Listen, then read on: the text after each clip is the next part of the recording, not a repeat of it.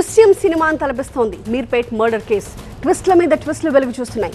నిందితుడు ఎవరో తెలుసు, ఏం జరిగిందనే విషయం కూడా తెలుసు, కానీ నిజ నిర్ధారణ పోలీసులకి సవాల్గా మారింది.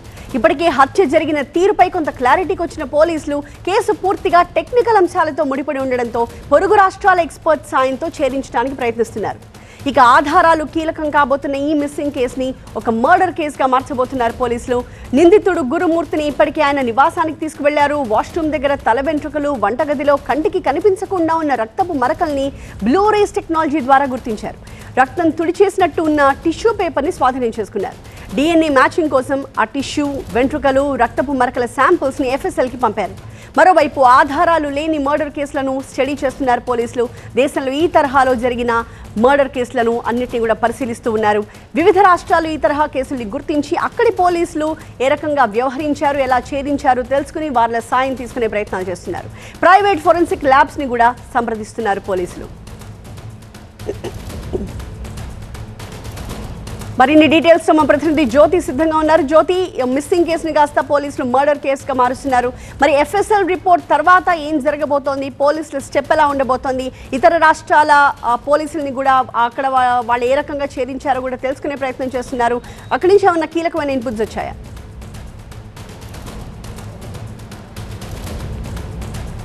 రాష్ట్ర వ్యాప్తంగా ఒక్కసారిగా ఉలుక్కుపడేలా చేసినటువంటి ఘటన ఏదైనా ఉంది అంటే ఖచ్చితంగా మీర్పేట్ మర్డర్ కేసుకు సంబంధించినటువంటి ఘటన మాత్రం చెప్పుకోవచ్చు. ఇప్పటికీ ఈ కేసు మాత్రం పోలీసులకు చాలా పెద్ద సవాల్గా మారింది.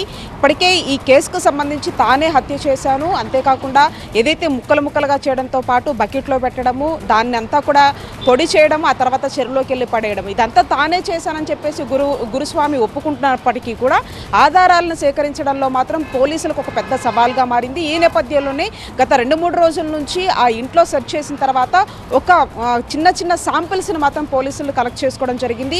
అందులో ఒకటి వెంట్రుకలతో పాటుగా మరొక వైపు టిష్యూ పేపర్, అంతేకాకుండా రక్తపు మరకలు ఏవైతే ఉంటాయో ఈ 3 శాంపిల్స్ని కూడా ఒకవైపు FSLకి పంపించడం జరిగింది. FSLలో ఎవరు అంటే ఇది మర్డర్ చేసినట్టుగా ఒకవేళ నిర్ధారణ అయితే మాత్రం దీన్ని మర్డర్ కేసుగా కూడా చేర్చబోయేటటువంటి అవకాశం కూడా ఉంది. మరొక వైపు తను తన DNA, ఈ వెంట్రుకల ద్వారా తీసినటువంటి DNA ఇప్పటికే పిల్లల DNAతో పాటుగా తల్లి వెంకటమాధవి తల్లి DNAని కూడా ఇప్పటికే ఆ శాంపిల్స్ని కూడా కలెక్ట్ చేసుకోవడం జరిగింది. వాళ్ళ DNA మ్యాచ్ అయితే మాత్రం ఇది మిస్సింగ్ కేసు కాస్త కూడా మర్డర్ కేసుగా టర్న్ అయ్యేటటువంటి అవకాశం అయితే కనిపిస్తుంది. ఇప్పుడు మొత్తం కూడా టెక్నికల్ ఆధారాల వైపునే పూర్తి స్థాయిలో కూడా పోలీసులు ఫోకస్ పెట్టారు. ఈ అంశానికి సంబంధించి దేశంలో ఇలాంటి ఘటనలు ఏమైనా జరిగాయా, జరిగిన తర్వాత వాళ్ళు అక్కడ పోలీసులు ఎటువంటి ఆధారాలను సేకరించారనే దానికి సంబంధించి పూర్తి స్థాయిలో కూడా అక్కడ పోలీసులను కూడా ఇక్కడ తెలంగాణ పోలీసులు మాత్రం అడిగి సమాచారాన్ని తెలుసుకుంటూ ఉన్నారు. ఇప్పటికీ ఈ శాంపిల్స్ అన్నిటినీ కూడా బ్లూ రైస్ ఏదైతే టెక్నాలజీ ఉంటుందో ఆ టెక్నాలజీ ఆధారంగానే